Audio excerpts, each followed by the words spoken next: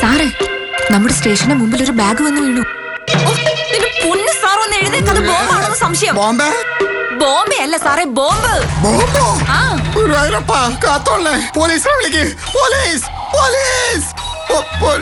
അയ്യോ സാറ് നമ്മള് തന്നെയല്ലേ പോലീസ്.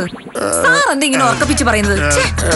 അതെ, ഇന്നലെ ഒരു കള്ളനെ പിടിച്ചു വന്നപ്പോ രാത്രി 2 മണിയായി. ആ ഉറക്കം ഇതുവരെ മാറിയിട്ടില്ല. എവിടാ ബോംബ്? ദേ കിടക്കുന്നു.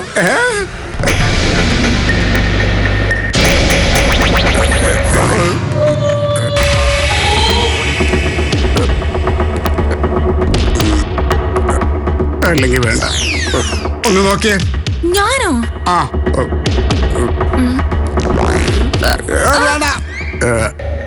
ശരിക്കും ഇത് ബോംബായിരിക്കുമോ?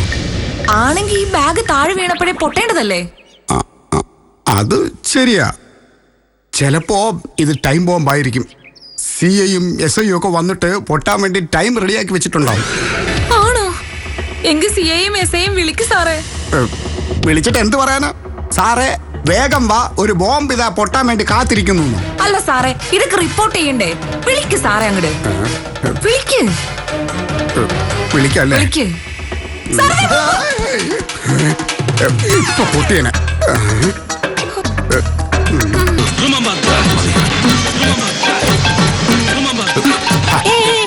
ഇവിടെ ഇരിക്കെ. ഈ സിനിമ മുഴുവനായും കാണാതെ ചേട്ടൻ ഞാൻ ഇവിടുന്ന് വിടത്തില്ല. ഹലോ, അയ്യോ, സുരേഷ് ഗോപി സാറിന്റെ ഡയലോഗ് നല്ല വോളിയത്തിൽ കേട്ടില്ലെങ്കിലേ ഒരു രസം ഉണ്ടാവില്ല ഏട്ടാ. അതുകൊണ്ടാ. സ്റ്റേഷന് മുന്നിലോ ബോംബോ? ഞാൻ ഇപ്പൊ വരാം. പോലീസ് സ്റ്റേഷന്റെ മുന്നിൽ ആരോ ബോംബ് വെച്ചിട്ടുണ്ടെന്ന്. ഒരു പോലീസുകാരനെ കല്യാണം കഴിക്കണ്ടെന്ന് അച്ഛൻ അന്നേ പറഞ്ഞതാ. ഇപ്പൊ അത് സത്യമായി. ഞാൻ ബോംബ് പൊട്ടി തട്ടിപ്പോന്ന് വിചാരിച്ചാവൂല്ലേ? അതൊന്നും അല്ല. ഒരു സിനിമ നിങ്ങൾക്ക് മുഴുവനായും കാണാൻ സാധിച്ചിട്ടുണ്ടോ? എടി, ഈ സിനിമ ഒരു 300 പ്രാവശ്യം നീ എന്നെ ഇരുത്തി കാണിച്ചിട്ടുള്ളതല്ലേ? അതെന്തുകൊണ്ടാ? ഇതുപോലെ പകുതിക്ക് വെച്ച് ഇറങ്ങിപ്പോയിട്ടല്ലേ? എനിക്കെല്ലാം കാണാൻ പാടാം. എന്റെ ദിനേശ് ചേട്ടാ, ദിനേശ് ചേട്ടൻ ഒരു SI അല്ലേ? അപ്പൊ ആ ഒരു പവർ വേണ്ടല്ലോ. ഏതൊരുമാതിരി കഞ്ഞി മട്ട്. ആ പവർ ഉണ്ടാക്കിയെടുക്കാനേ ഇതുപോലെയുള്ള സിനിമ കണ്ടാ മതി. എടി, അവിടെ സ്റ്റേഷനിലും ബോംബ് വെച്ചിട്ടുണ്ടെന്ന് പറഞ്ഞ ആൾക്കാരെല്ലാം പരിഭ്രാന്തരായിട്ടിരിക്കുക. അപ്പോഴാണ് അവളുടെ ഒരു സുരേഷ് ഗോപിയും കമ്മീഷണറും പുറകെ വിളിച്ചു. എന്ത് ബോംബുണ്ടെങ്കിലേ പിന്നില് തീവ്രവാദികളും കാണും. തീവ്രവാദികള് ടിഷ്യൂ ഓടിച്ച് നേരത്തെ കസറി വരണം കേട്ടാ. അമ്മച്ചി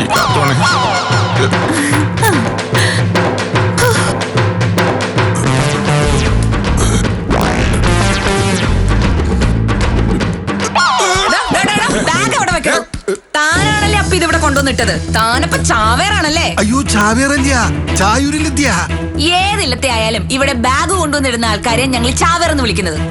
അങ്ങനെയും പറയും. സത്യം പറയണം. സ്വയം മരിച്ചുകൊണ്ട് പോലീസ് സ്റ്റേഷൻ തകർക്കാൻ തീവ്രവാദികളെ അയച്ച ചാവറല്ലോ താൻ? സത്യം പറയണം. അയ്യോ, ഞാനോ? അല്ല സാർ. ഒറ്റ നോട്ടത്തിൽ ആരും സംശയിക്കാത്ത വിധത്തിലുള്ള ആളുകളെയാണ് തീവ്രവാദികൾ ഇങ്ങനെയുള്ള കാര്യങ്ങൾക്ക് അയക്കുന്നത്. അയ്യോ സാറ്. ചേട്ടാ, ഞങ്ങളൊക്കെ പാവങ്ങളാ, കൊല്ലരുത്. ബോംബുമായിട്ട് ചേട്ടനൊന്ന് പോയാട്ടെ പ്ലീസ്.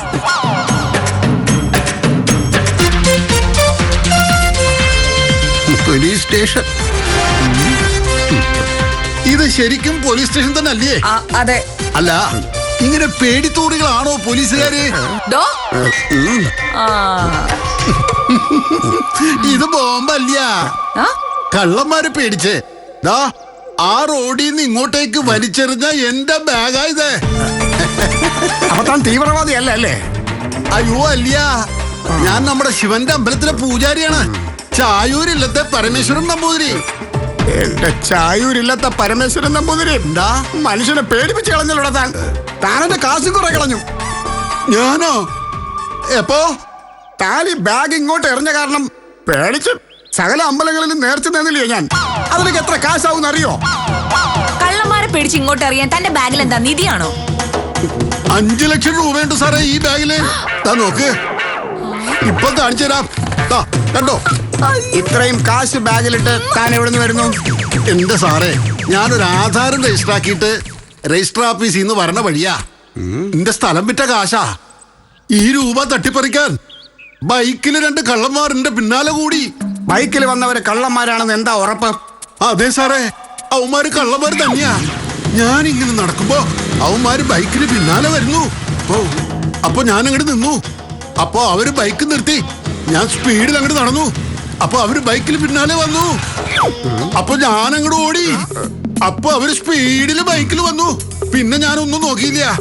ഈ ബാഗ് ഇങ്ങോട്ടേക്ക് വലിച്ചെറിഞ്ഞു. അപ്പൊ അവരങ്ങോട്ട് പോയി. എന്നാ താൻ അങ്ങോട്ട് നടക്കും. എങ്ങോട്ട്? അകത്തോട്ട്. ഓ, ശിവ ശിവ, നോമിനെ തമ്പുരാൻ തുണച്ചു എന്ന് പറഞ്ഞാൽ മതിയല്ലോ. 5 ലക്ഷം തിരുമേനി ഒരു പോലീസ് ഉത്തരവ്. അപ്പോ തിരുമേനി ഇവിടെ അങ്ങോട്ട് ഇരിക്കുക. ഇച്ചിരി കഴിഞ്ഞു പോയാ മതി കേട്ടോ. ഇവിടെ ഇരിക്കുക. പോലീസ് സ്റ്റേഷൻ എന്നൊക്കെ പറഞ്ഞാൽ ഇത്രേ ഉള്ളൂ. മണ്ടന്മാര്.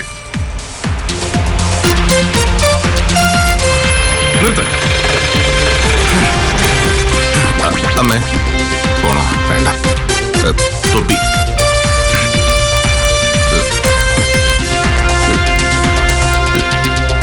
ഒരു വിധി.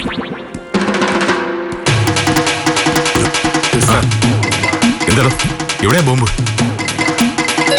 ആ ബോംബാ സാറേ. തീരുന്ന് പത്രം വായിക്കുന്നേ.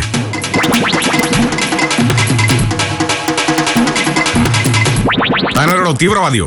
അയ്യോ, ഞാൻ ശിവന്റെ അമ്പലത്തിലെ പൂജാരിയാണ്. പൂജാരിക്ക് തീവ്രവാദിയാവാൻ പാടില്ലെന്ന് എവിടെയെങ്കിലും എഴുതി വെച്ചിട്ടുണ്ടോ? ഈ ബാഗിൽ ബോംബില്ലടോ? അയ്യോ സാറേ, ഈ ബാഗിൽ ബോംബല്ല. ബൈക്കിൽ 2 പിള്ളേര് ചേസ് ചെയ്തപ്പോ കയ്യിലുണ്ടായിരുന്ന ബാഗ് മൂപ്പർ ഒരു സേഫ്റ്റിക്ക് വേണ്ടി ഇങ്ങോട്ട് എറിഞ്ഞതാ. അത് കണ്ട് ബോംബാണെന്ന് ഞങ്ങളാ തെറ്റിദ്ധരിച്ചത്. ഒരു പ്രധാനപ്പെട്ട കാര്യം പാതിയിലെടുത്ത് വരിക ഞാൻ. എന്താ സാർ ആ വർക്ക്? സുരേഷ് ഗോപിയുടെ കമ്മീഷണർ പടം എന്റെ ഭാര്യ കാഞ്ചനയുടെ നിർബന്ധത്തിന് വഴങ്ങി കാണാതിരുന്നതാ ഞാൻ 300ാമത്തെ പ്രാവശ്യം. ഇങ്ങനെയും ഭാര്യയോ? ഒന്നുകളെയും തന്നെ ഞാൻ. തനിക്ക് ബാഗ് കളിക്കാൻ ഈ പോലീസ് സ്റ്റേഷൻ മാത്രമേ കിട്ടിയുള്ളൂ? എന്റെ സാറേ, 5 ലക്ഷം രൂപയാ. ഇച്ചിരി സ്ഥലം വിറ്റ് കിട്ടിയ കാശാ. അങ്ങനെ ചുമ്മാ പറഞ്ഞാ പോരല്ലോ. അതിന്റെ ഡോക്യുമെന്റ്സ് എടുക്ക്. പെട്ടെന്ന് എടുക്കണോ? ഇത് മൂലാധാരത്തിന്റെ പകർപ്പ്. ഇത് രജിസ്റ്റർ ഓഫീസിൽ കാശടച്ചതിന്റെ രസീത്. ഇത് കുടിക്കട സർട്ടിഫിക്കറ്റ്. ഇതെല്ലാം കറക്റ്റ് ആണല്ലോ. ഓ, എന്താ ജോലി എന്ന് പറഞ്ഞ? ഞാൻ ശിവന്റെ അമ്പലത്തിലെ പൂജാരിയാണ്. അത് പറ. അതാ നല്ല മുഖപരിചയം. എന്നാലും ഈ പാവ മനുഷ്യനെ വെറുതെ സംശയിച്ചല്ലോ നിങ്ങളൊക്കെ. സാറങ്ങേരുടെ ഭാഗം ചേർന്ന് തുടങ്ങി. പാവങ്ങളുടെ സുപ്രീം കോടതിയാണ് ഈ പോലീസ് സ്റ്റേഷൻ. അത് മറക്കണ്ട. അയ്യോ, ഇത് ആക്ഷൻ ഹീറോ ബിജിലെ ഡയലോഗ് അല്ലേ സാറേ? അത് പിന്നെ സാറിന്റെ വൈഫ് നിർബന്ധിച്ചപ്പോ സാർ ആ സിനിമ ഒരുപാട് പ്രാവശ്യം കണ്ടിട്ടുണ്ടാവും. അതാ ഡയലോഗ് ഇത്രയും ബൈഹാർട്ടായ. അല്ലല്ല, ഇതൊന്നുമല്ല. അയ്യോ, എന്താ സാർ? ഇപ്പൊ പോയി കഴിഞ്ഞാൽ ഭരചന്ദ്രൻ IPS കിട്ടും. അയ്യോ, അത് ഏത് തിയേറ്ററില്ല സാറേ? തിയേറ്ററിലല്ല, ചാനലില്ല.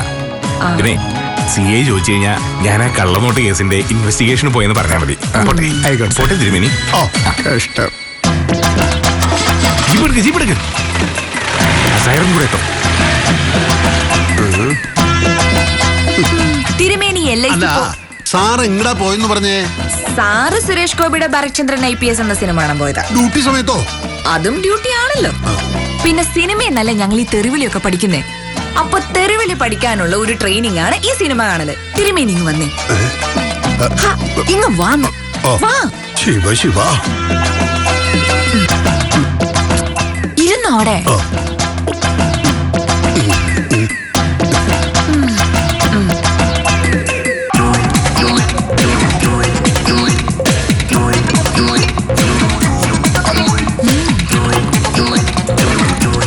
തിരുമേനി, ഈ ചായ അങ്ങോട്ട് കുടിക്കുക. വിശ്വസിച്ച് അങ്ങോട്ട് കുടിക്കാവോ? അയ്യോ, അതെന്താ? അല്ല, പോലീസ് സ്റ്റേഷനിൽ സാധാരണയായി മൂത്രം കുടിപ്പിക്കുന്നു എന്നൊക്കെ കേട്ടിരിക്കണു. അയ്യോ എന്റെ തിരുമേനി, ആ കാലമൊക്കെ പോയില്ലേ. ഇത് ധൈര്യമായിട്ട് കുടിച്ചോ. ഞങ്ങളെ ഇവിടെ ഉണ്ടാക്കുന്ന ചായയാ. ഓ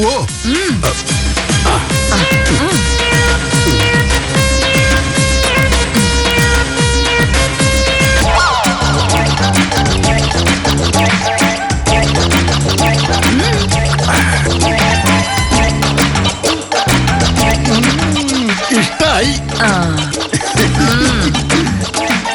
നല്ല അസല് ചായ.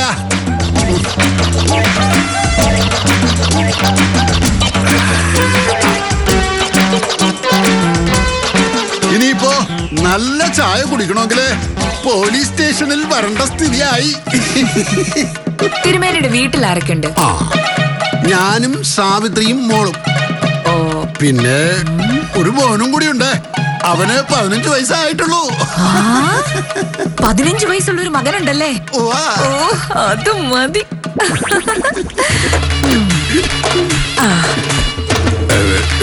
അതെ, വയസ്സാം കാലത്തുണ്ടായ മകനാണ്.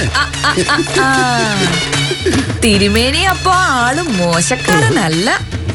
പിന്നെ ഇപ്പോഴത്തെ പിള്ളേരുടെ കാര്യം നമ്മൾ ചിന്തിക്കുന്ന പോലെ അല്ല തിരുമേനി. നമ്മൾ അവരെ വലിയ ലെവലിലൊക്കെ പഠിപ്പിച്ച് അമേരിക്കയിൽ ജോലി ശരിയാവുന്നൊക്കെ ചിന്തിച്ച് കുറെ കാശങ്ങ് കളയും. എന്നാലോ മിക്ക പിള്ളേരും ഒരു പണിയില്ലാണ്ട് തെണ്ടി തിരിഞ്ഞ് നടക്കുക. പിന്നെ അവന്മാർക്ക് ചെലവിനുള്ള കാശ് ഇപ്പൊ നമ്മൾ കൊടുക്കേണ്ട അവസ്ഥയാ വന്നുകൊണ്ടിരിക്കുന്നത്. വാസ്തവം വാസ്തവം. ഇക്കാര്യത്തില് നല്ല ഗ്രാഹ്യാണല്ലോ സാറിന്. പിന്നല്ലാതെ അതൊക്കെ നമ്മൾ ഇപ്പോഴേ കാണണം. ഇങ്ങനെയുള്ള കാര്യങ്ങൾക്കാണ് കാം നഹി സ്കീം. ഇക്കാര്യത്തില് നല്ല ഗ്രാഹ്യാണല്ലോ സാറിന്. പിന്നല്ലാതെ അതൊക്കെ നമ്മൾ ഇപ്പോഴേ കാണണം. ഇങ്ങനെയുള്ള കാര്യങ്ങൾക്കാണ് കാം നഹി സ്കീം.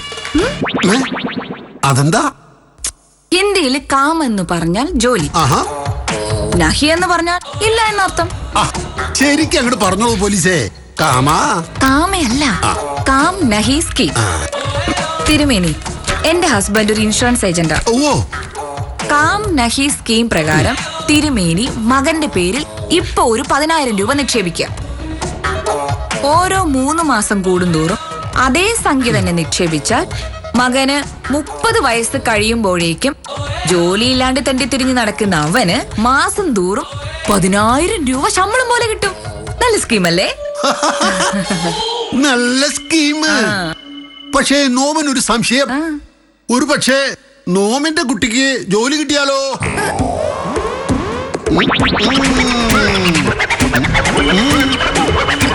കുഴപ്പമില്ല, ജോലി കിട്ടിയാലും മാസം 10,000 രൂപ കമ്പനി കൊടുക്കും. അപ്പോ ശമ്പളത്തിന് പുറമെ ഈ 10,000 രൂപ കൂടി മാസം കിട്ടുമ്പോ അവനങ്ങട് കുടി തുടങ്ങും. ഇഷ്ടം പോലെ കാശല്ലേ, സകല ദുശീലങ്ങളും തുടങ്ങും. ഈ കാശുള്ളത് കാരണം ജോലിയിൽ ഉഴപ്പി നടക്കുകയും ചെയ്യും. എന്തിനാ സാറേ നല്ലൊരു കുട്ടിയെ നമ്മുടെ കാശ് കൊടുത്ത് തല്ലിപ്പൊളിയാക്കണേ? അതുകൊണ്ട് ഞാൻ ഈ സ്കീമിൽ ചേരണില്ല. അത്ര തന്നെ. എനിക്ക് വേണ്ട. ഓരോരുത്തരും ഇറങ്ങിക്കോളും ഇങ്ങോട്ട് കുറ്റിയും മറിച്ചോണ്ട്. ബാക്കിയുള്ള എന്നെ മെനക്കെടുത്ത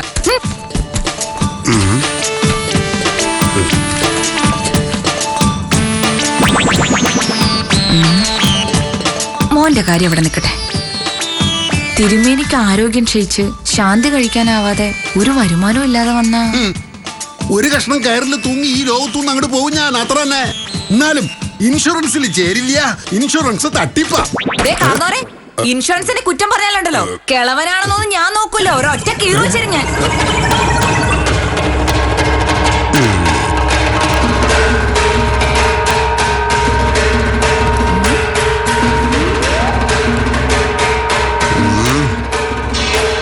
ഷീലയുടെ പരിപ്പൊന്നും മൂപ്പരെടുത്ത് വേവുന്നില്ല അല്ലയോ?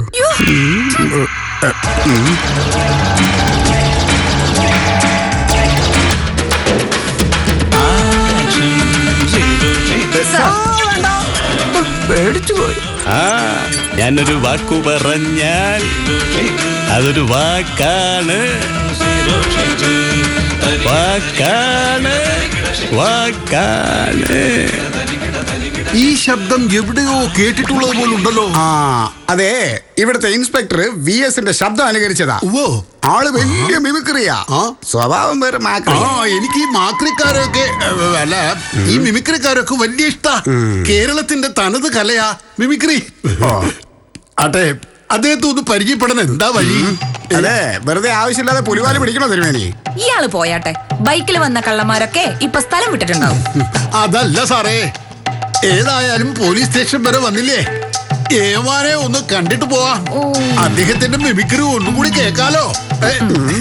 പാവം തിരുമേനിയുടെ ആഗ്രഹമല്ലേ, സാധിച്ചു കൊടുക്കാം. വന്നാട്ടെ, വന്നാട്ടെ. പരിചയപ്പെടാൻ പറ്റിയ ആളാ. തെണ്ടി കയ്യില് ലക്ഷങ്ങളുണ്ട്, എന്നാലോ 10 പൈസ ഇറക്കൂല. ഓ ഷിജു ഡാനിയൽ യൂണിഫോം ഇട്ടത് പാവപ്പെട്ടവർക്ക് വേണ്ടിയാണ്, പാവപ്പെട്ടവർക്ക് വേണ്ടിയാണ്. ഈ പാവപ്പെട്ടവൻ ജീവിച്ചിരിക്കുന്നത് തന്നെ ഈ പാവപ്പെട്ടവൻ യൂണിഫോം ഇട്ടിരിക്കുന്നത് ഈ നാട്ടിലെ പാവപ്പെട്ടവർക്ക് വേണ്ടി തന്നെ. അയ്യോ, സാർ വലിയ മിമിക്രിക്കാരനാണെന്നറിഞ്ഞ് പരിചയപ്പെടാൻ വന്നതാണ് സാറേ.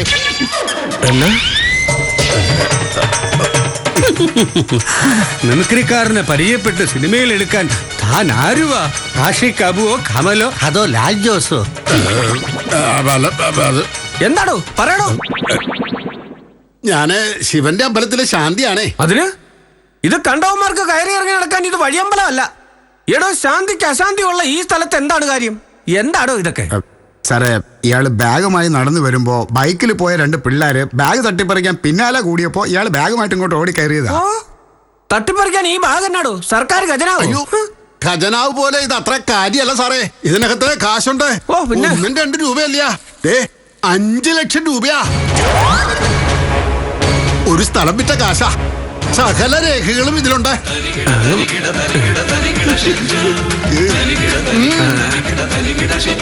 സോറി കേട്ടോ. തിരുമേനി ഇരിക്കാലോ. തനിക്കെന്താണോ ഇവിടെ കാര്യം? എടോ, ആ പോക്കറ്റിലെ കേസിലെ പ്രതിയില്ലേ, എന്താ അവന്റെ പേര്? സത്താറോ ബുക്കൂറോ എന്ത്? അക്ബർ. എന്ത് പണ്ടാരമെങ്കിലും ആയിക്കോട്ടെ, അവനെ ഇനി വിളിച്ചോണ്ട് വാ. തിരുമേനിക്കറിയാലോ, പൊതുവെ പോലീസ് സ്റ്റേഷനിൽ അങ്ങനെ മാന്യന്മാരാരും വരാറില്ല. അതുകൊണ്ട് മാന്യനായ തിരുമേനിക്ക് ഇവിടുത്തെ രീതികളൊന്നും അങ്ങോട്ട് പിടിക്കില്ല. സാരമില്ലാതെ സമാധാനായി. സാറേ, ഇപ്പൊ പറഞ്ഞ ആ ഡയലോഗ് മോഹൻലാല് പറയും പോലെ ഒന്ന് മിമിക്രി കാണിക്കോ? ഇപ്പൊ പറഞ്ഞ ആ ഡയലോഗ് മോഹൻലാല് പറയും പോലെ ഒന്ന് മിമിക്രി കാണിക്കോ? 1-2 രൂപയല്ല, 5 ലക്ഷം രൂപയാ. മിമിക്രി ഇത്രയേറെ ഇഷ്ടപ്പെടുന്ന തിരുമേനി എന്നെ ഇത്രയങ്ങ് പ്രോത്സാഹിപ്പിക്കുമ്പോ ഞാൻ എങ്ങനെ മോഹൻലാലിന്റെ സൗണ്ട് പറയാതിരിക്കും? Thank you. തിരുമേനിക്കറിയാലോ, പൊതുവെ പോലീസ് സ്റ്റേഷനിൽ അങ്ങനെ മാന്യന്മാരാരും വരാറില്ല. അതുകൊണ്ട് മാന്യനായ തിരുമേനിക്ക് ഇവിടുത്തെ രീതികളൊന്നും അങ്ങനെ അറിഞ്ഞൊന്നും വരില്ല.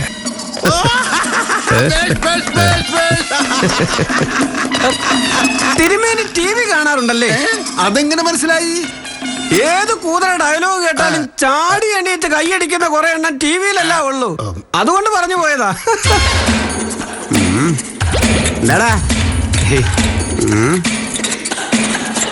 നടക്ക, പിന്നെ CIമാനൊന്ന് കാണണോന്ന്. നടക്കടാ. കൊല്ലാനാണോ വളർത്താനാണോ എന്തോ.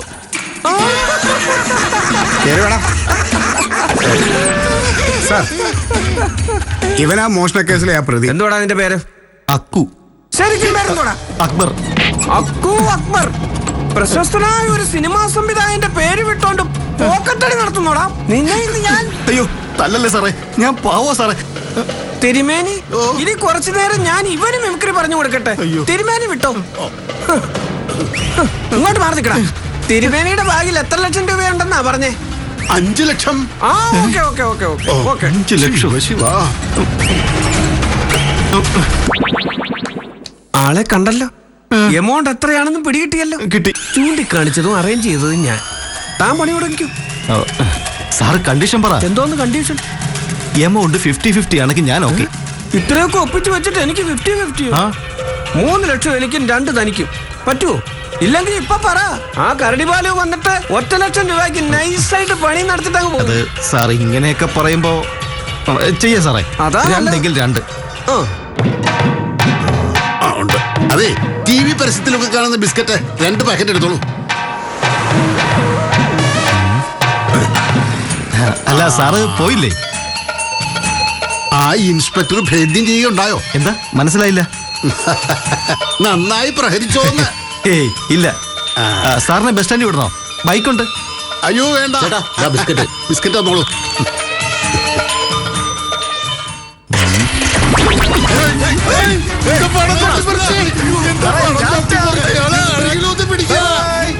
അയ്യോ എടാ കസ്മല, അയ്യോ എന്റെ പണം പോയേ.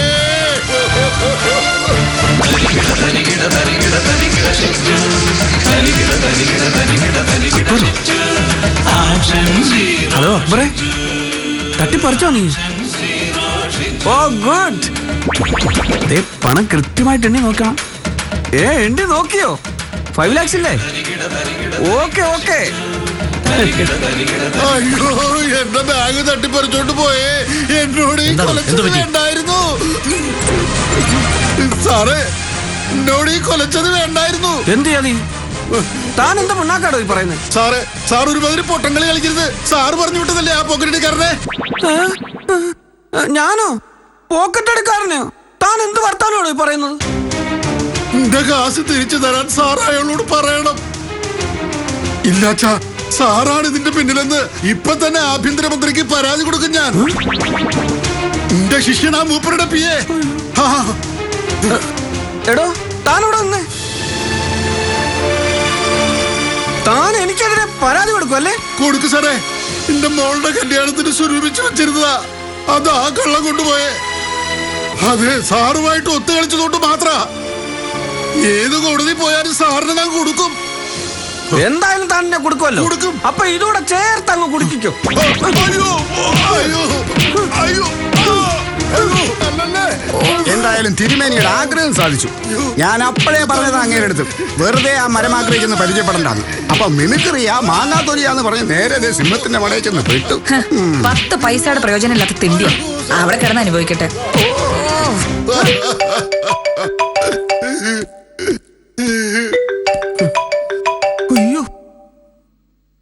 Hello sir. മിസ്റ്റർ ഷിജു, ചാനലുകളാകെ ബഹളമുണ്ടാക്കിക്കൊണ്ടിരിക്കുന്ന ഉഷ കൊലക്കേസിന് ഒരു തുമ്പുണ്ടാക്കാൻ തനിക്ക് ഇതുവരെ സാധിച്ചിട്ടില്ലല്ലോ.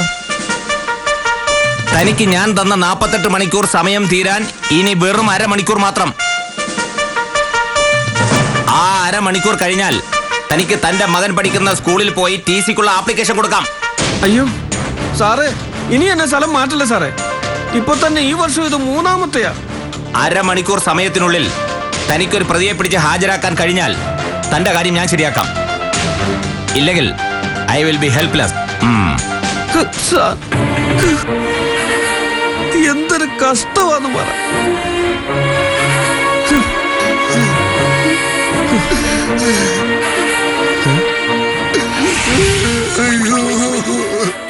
തനിക്ക് ഞാൻ തന്ന 48 മണിക്കൂർ സമയം തീരാൻ ഇനി വെറും അരമണിക്കൂർ മാത്രം.